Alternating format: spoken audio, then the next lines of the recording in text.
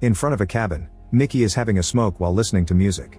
When his Discman stops working, he calmly sits down and changes the batteries so he can listen to music again. He also decides to check inside the cabin, only for his friend Ben to suddenly come out telling him to run. Growls can be heard in the house and Ben shoots a few bullets before running as well. It turns out the zombie apocalypse happened a few months ago, so now Ben and Mickey roam the land without a destination in mind. They're both former baseball players, and Ben is very good at killing zombies with a bat. However, Mickey hasn't gotten used to fighting yet. They get supplies whenever they can find them and relax in any area that appears to be safe, just trying to make sense of life. One day, Mickey scratches some lottery cards and gets excited when he discovers he's won $1,000. However, Ben kills his happiness by pointing out that the lottery doesn't exist anymore, and asks to play catch instead. Mickey isn't very enthusiastic, but Ben convinces him by reminding him that they're supposed to love baseball. The journey continues and the duo finds another cabin in the woods. Ben goes inside first and checks that it's empty before they finally relax. Since there's nothing useful in the house, Ben decides to go fishing to catch something for dinner. Mickey continues to be apathetic and pulls out all the canned fish they have in their bags, so Ben tells him to start a fire. However, Mickey puts on his headphones and walks away.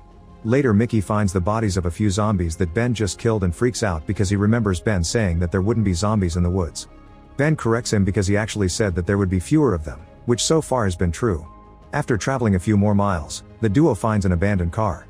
Ben opens the door and a zombie comes out, so he quickly shoots it in the head. He then gets in the car and is disgusted by the horrible smell. Luckily, the car still works, so they use it to keep traveling. Now they can ride smoothly through the roads and enjoy the view, although the radio doesn't work. One afternoon, Mickey remembers a girl he used to date and convinces Ben to go to her house. While Ben checks for zombies, Mickey listens to his ex's music and sniffs her panties. He ends up taking those panties and her perfume. In the garage, Ben finds some useful tools and a pair of walkie-talkies.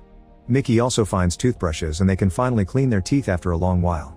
Afterward, Ben modifies the back seat of the car and creates an open space that they fill up with sheets and pillows. Mickey wants to stay in this house but Ben refuses, so an argument ensues. Ben reminds Mickey that they were stuck in a house for 3 months and they ran out of food, so they had to eat dog food and later the dog itself. Mickey's family died at the beginning of the apocalypse too because they were stuck in a house. When Mickey insists they should stay, Ben screams. Their traveling continues and Mickey spends most of his time with his headphones on, trying to escape reality. When they find a field full of cows, Ben stops to pet them. They're very good girls, so they make him smile. Sometime later, Ben asks Mickey if he wants to play baseball, but Mickey doesn't hear him because of the music.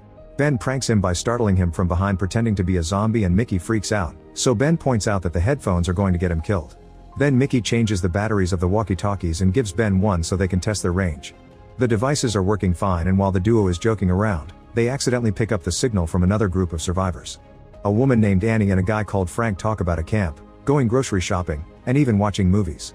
After some hesitation, Mickey contacts them and asks if he and Ben can join the camp, promising to work hard to help.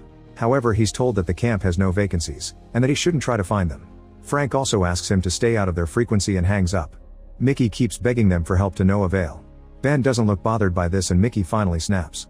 He goes on a rant about the situation, saying he's tired of sleeping in random places, having to hunt for a living, and dealing with Ben's bad smell. However, Ben just laughs and points out that the camp residents don't want them, so there's no point in caring. For the next few days, Mickey keeps trying to contact the camp on the radio but they won't answer. Ben overhears him mention Annie specifically and realizes that Mickey is so desperate for company that he's got a crush on a voice. He starts mocking him for it, saying he imagines a very attractive woman like in action movies but in reality she's probably just an old hag. Mickey insults Ben by saying he's the only person he knows who gains weight during the apocalypse, but Ben isn't offended and says that he's the only person Mickey knows, period. Later, the duo stops at a motel and Ben waits in the car while Mickey insists on checking the rooms in case of survivors. Just like Ben predicted, one of the rooms is full of zombies, so he has to go out to fight them while Mickey hides as usual. Mickey also complains, saying they could just leave and that Ben doesn't have to kill every zombie they come across. An argument ensues and Ben dares Mickey to fight the zombies himself, reminding him that they killed his family. Since Mickey is still scared and doesn't move, Ben has to do all the work again. In the forest, Ben finds a waterfall and screams in excitement because he can finally have a shower. Mickey is sleeping in the car and is suddenly startled awake by a zombie appearing at the window.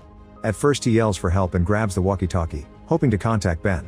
However, he notices that the zombie is a very attractive woman who is pressing her chest against the window, so Mickey decides to get naughty with his hand. When he's about to reach the climax, the zombie's brains are blown up by a shot. It turns out Ben is back and when he sees what Mickey has been doing, he starts laughing like crazy and leaves, wanting to give his friend some privacy to finish. As the journey continues, the duo keeps finding random houses in the woods, but they are always empty. They have to drop the car because it runs out of gas. One day they find a building with a really nice bedroom, so Mickey announces that they're staying the night because he wants to sleep on a real bed and he won't take no for an answer. Then he starts unpacking, only to notice that his headphones are gone. Mickey rushes outside and finds Ben making arrows while listening to music. When Mickey asks for his Discman back, Ben refuses to give it to him, saying that if Mickey wants to sleep inside a room with not much chance of escaping, then he can't be distracted. Ben is tired of having to fight for both of them and wants Mickey to have a wake-up call. Mickey pouts like a kid and throws the arrows to the ground in protest. During dinner, Ben teases Mickey for what happened in the car with the zombie girl, but Mickey ignores him and goes to the bedroom. He tries the walkie-talkie one more time and to his surprise, Annie answers. She says she'll get in trouble for talking to him and explains that the camp isn't as good as he imagines. Mickey insists he wants to go anyway since it'd still be better than sleeping in a tree. He also shares that he and Ben didn't really know each other and just were together on the team when the tragedy happened. Annie thinks Mickey whines too much and hangs up. Meanwhile, Ben listens to music and dances in the living room while drinking. Suddenly he hears some weird noises and goes to investigate. After taking care of the issue, he finds Mickey still sleeping like a baby, and Ben is so tired of him not caring about the danger they're constantly in that he decides to play a prank. He leaves the bat on the bed and goes to the woods where he checks on a zombie he captured earlier. Ben drags the zombie to Mickey's room and yells at him to wake him up before locking the door. Mickey desperately yells for help, but Ben tells him he has to learn to defend himself. After lots of struggle, Mickey finally kills the zombie with the bat. Ben opens the door and is proud of him, but Mickey furiously jumps on his friend and punches him a few times before leaving. In the woods, Ben finds Mickey having a breakdown. Mickey tells him about his conversation with Annie and Ben brings him back to the house. After they wash up, Ben tries to cheer Mickey up with baseball and some funny voices. He also reminds him that Annie was just a voice on the radio. From then on, Mickey starts paying more attention and helps around. He goes fishing and doesn't listen to music as often so he and Ben can chat. When they find an orchard, they get to eat lots of apples and play baseball with them. Eventually they find two cars, so they try to take the gas from one to refill the other one. Mickey notices that the engine is hot, meaning the drivers must still be around. Ben yells hello but nobody answers, so he decides to take the gas anyway. Suddenly Jerry surprises Mickey from behind and takes him hostage with a knife as he asks for the car keys, saying he needs to go to Arizona. Ben pulls his gun out and explains that he doesn't have the keys. He also doesn't believe that Jerry will hurt Mickey. He points out there's probably nothing in Arizona and Jerry has no reason to do this. Jerry starts ranting about a group of people who made him work through the winter with the promise of a gun, gas, and food for him to go home in the spring, but they didn't keep their word. He refuses to explain who they are though. When Jerry threatens Mickey again, Ben puts the gun down and tells him that the keys are in the car. Jerry lets go of Mickey and gets in the vehicle, only for Ben to reveal that the keys are in his pocket. A furious Jerry insults him and tries to run away, but Ben follows him and shoots him down. Mickey calls Ben out for killing a normal human and Ben claims self-defense, so an argument ensues. At that moment another car arrives and Ben pulls out his gun again. A female voice explains she only came for her other car and everyone agrees to behave. The woman and her bodyguards start filling the abandoned car's tank while asking questions about Jerry. Ben tells them what happened and the woman says they did the right thing because Jerry was a thief. When the strangers are about to leave, Mickey finally recognizes the voice and realizes that this is Annie. She responds by shooting Ben in the leg and scolding Mickey for not letting the matter go. She takes Ben's keys and throws them in the middle of the field so they can't follow them, and she says that if she sees them again, she'll kill them both. After Annie and her bodyguard leave, Mickey looks for the keys to no avail. Ben can't help because of his wounded leg and tells him to rest for now since it's getting dark. In the middle of the night, the boys are awakened by a weird noise. They turn on the lights and discover a horde of zombies approaching their car. Mickey wants to run away and leaves the car, but Ben can't move because of his leg so Mickey is forced to go back. The next morning, the guys are still trapped in the car because the zombies are surrounding them. Mickey tries to cope by listening to music, but it isn't enough to cover the noise. Ben opens the sunroof and fires his gun, but he can't kill enough zombies to scare them and has to close the sunroof quickly before the creatures reach inside. Then Mickey insists they should hotwire the car, but Ben points out they've already tried and failed because it's not as easy as movies make it look. Another argument begins and Ben blames Mickey for the situation, since he triggered Annie into shooting him. Several days pass but the zombies never leave. Their growling noises are driving the duo crazy and they put up some sheets to cover the windows to at least avoid the ugly faces.